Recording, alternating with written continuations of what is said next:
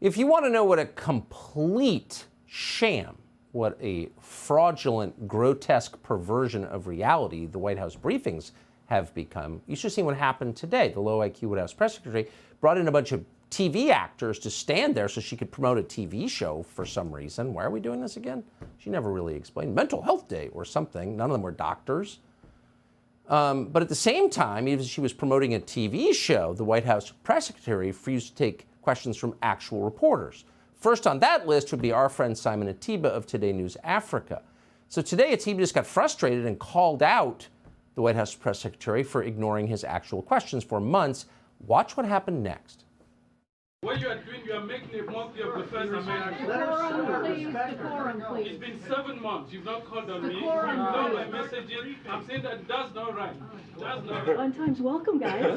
Welcome to the press briefing room. That's not right. This is not China. This is not Russia. This is the United States. This is the White House.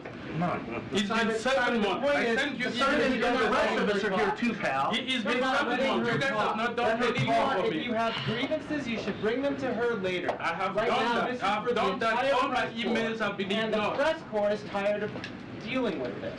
It isn't I've just done about that. you, Simon. Understand that you get questioned all the time and you don't understand what it is to sit here for 8 months and being discriminated against. Understand that you're in the front row and you feel comfortable and you get questioned all the time. But there are people in the back who don't get any questions. Don't make assumptions about what the rest of us do. Mind your manners when you're in here. If you have a problem, you bring it up afterwards. What has just occurred this last 10, 15 minutes is unacceptable. It is unacceptable. So we're either going to continue the briefing or we can just end the briefing right here. Outrageous doesn't even describe what we just played for you. So here you have the White House press secretary whose job it is to answer questions from journalists on behalf of the entire American population, hijacking the event to promote a TV show and then screaming at a guy who wants his questions answered. And then the other shills in the room don't take the side of their fellow journalist, but take the side of the lady at the front to whom they are actually beholden and try and shut down Simon Ateba. Who did that? Well, this is a partial list. That would include Jeff Mason of Reuters, who should be ashamed, Brian Karine of CNN, Associated Press correspondent Zeke Miller. He even apologized to the press secretary later in the press conference. They, again, should be ashamed of themselves. And previous generations of reporters would have turned on them. Really, you're taking her side? She's a liar? Your job is not to suck up to power. It's to serve your viewers and readers by getting to the truth. But instead, they piled on Simon Ateba. Really the most revealing moment maybe ever in the White House press room. We are honored now to be joined by Simon Ateba himself. Simon, thank you so much for coming on. We're really glad to have you. What prompted, you seem very frustrated there. What prompted your exchange with the press secretary? Yes, thank you, Tucker. Thank you for having me on your show. I'm grateful. You know, the First Amendment protects the freedom of speech, the press, and assembly, and the right to petition your government to seek redress.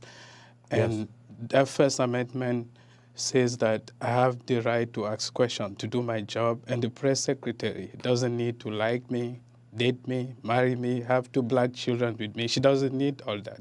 She doesn't even need to like my accent, doesn't need to like what I look like, where I come from. They look down on me. They don't respect the First Amendment.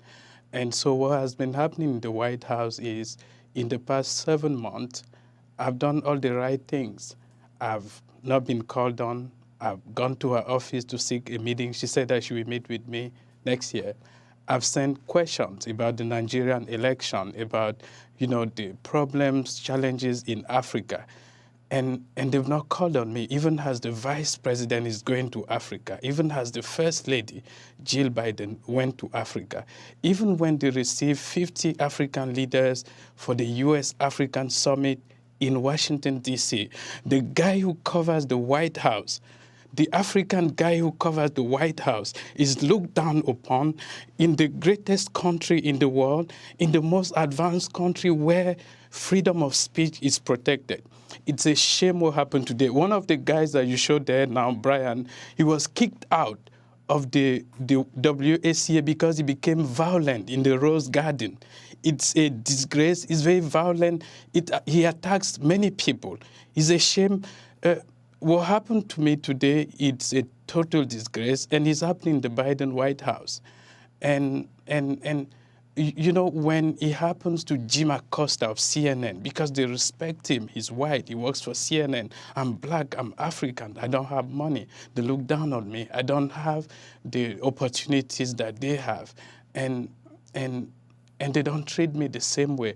I need to do my job. The freedom of speech and the press in the U.S. allows me to do my job, and that's the only thing that I'm trying to do. And they are stonewalling me, trying to help Karine Jean Pierre, and it's a shame.